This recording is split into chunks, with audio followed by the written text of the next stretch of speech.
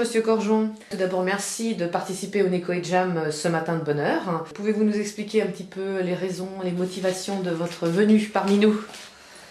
Les motivations, c'est un petit peu incidence et bon, connaissant un petit peu certains membres de l'organisation rencontrés l'année dernière où le projet commençait à naître et évoluer et on nous a sollicité pour participer donc à cette manifestation, on va appeler ça comme ça. L'aventure du Nekoe Jam. C'est un petit peu une aventure, c'est vrai, y compris pour moi, parce que je découvre un petit peu l'exercice. C'est très intéressant. C'est motivant aussi parce que ça oblige un peu à prendre une certaine distance avec les besoins exprimés, les questions que les gens se posent, et en l'occurrence sur le thème auquel je participe, en l'occurrence... Alors donc le thème auquel vous participez, c'est Inventons l'avenir de la relation client, en tant qu'expert. Oui, enfin, en tant qu'expert, c'est peut-être un peu prétentieux de parler d'expertise, disons d'une relative habitude de la relation avec le client, puisque, en l'occurrence, je travaille à la banque, maintenant plus focalisé sur le domaine des professionnels, et ceux sur la région centre, et donc la relation client, c'est vrai quelque chose que je vis ou essaie de vivre, voire faire vivre, pour essayer de l'améliorer. Alors de là à anticiper sur l'avenir de la relation client, c'est sûr qu'il y a... Ça évolue constamment. D'ailleurs, toutes les questions qu'on recueille sur le Jam vont dans ce sens-là.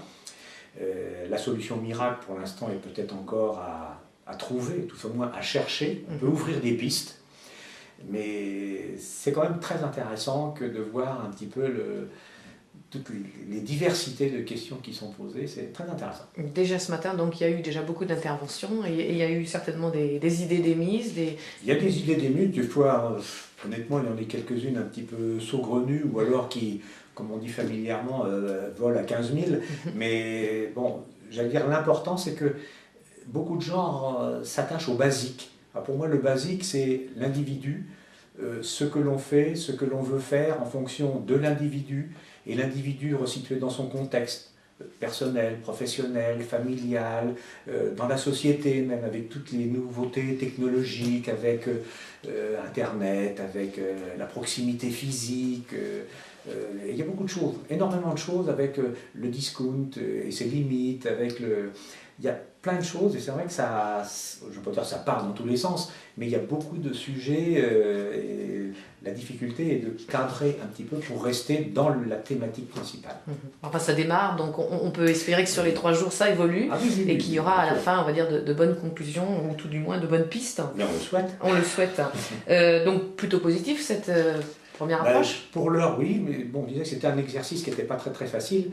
C'est vrai que ça demande énormément de concentration, et vu les fils de discussion différents, puisque ça vient de tous horizons, hein, il en vient d'Alsace, il en vient de Guadeloupe, il en vient d'un peu partout, et on sent que les problématiques diffèrent un petit peu, mais bon, c'est encore un peu... ça reste à définir, mais ça, oui, ça tâtonne encore un petit peu, mais c'est bien. D'accord. Alors, Nekoe, c'est le pôle d'excellence d'innovation par les services. Quelle est votre vision, vous, de l'innovation par les services? Alors, l'innovation en soi, déjà, c'est pas très facile. Dès qu'il s'agit de fabriquer quelque chose de nouveau, c'est bien. En matière de service, c'est beaucoup plus difficile. Je dis ça parce que avoir une idée, c'est bien. La faire passer, c'est pas mal. Mais la faire acheter, c'est beaucoup plus difficile. Parce que la notion de service...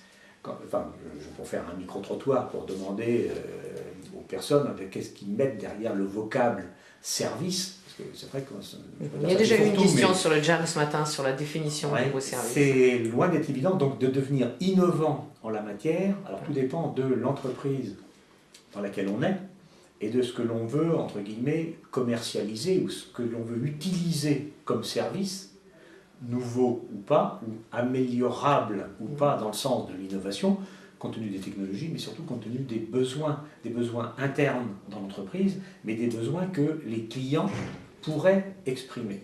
Donc il faut leur demander, alors est-ce qu'ils attendent un service? Est-ce que c'est du service commercial? Est-ce que c'est du service administratif? C'est là où la notion de service devient difficile à exprimer, et donc par l'entreprise, dire voilà, les services que je veux mettre à disposition, je voudrais innover en la matière, aidez-moi. Et c'est là où je crois qu'on est au point de bascule entre ce que souhaiterait l'entreprise et puis l'impact que ça peut après avoir auprès du client. Est-ce que c'est le client qui doit dire à l'entreprise « moi je veux ça » ou l'entreprise dit « moi je vous propose ça, est-ce que monsieur le client vous êtes prêt à consommer ça ?» Et auquel cas on rentre après dans d'autres problématiques et c'est pas facile. C'est pour ça que plus il y aura d'échanges, plus ça risque d'être enrichissant. Ok, écoutez, merci beaucoup en tout cas d'avoir répondu à nos questions. Vous voulez conclure quelques mots supplémentaires? Écoutez, non, je reparticipe, je crois, jeudi soir, quasiment au final, tout au moins sur la thématique l'avenir de la relation client. Donc j'espère que beaucoup de choses se décanteront d'ici là. Ça sera peut-être l'occasion de refaire une interview pour avoir, on va dire, un deuxième Qui sait? petit bilan. Qui sait? Merci beaucoup. Je vous en prie. Bon courage, au revoir.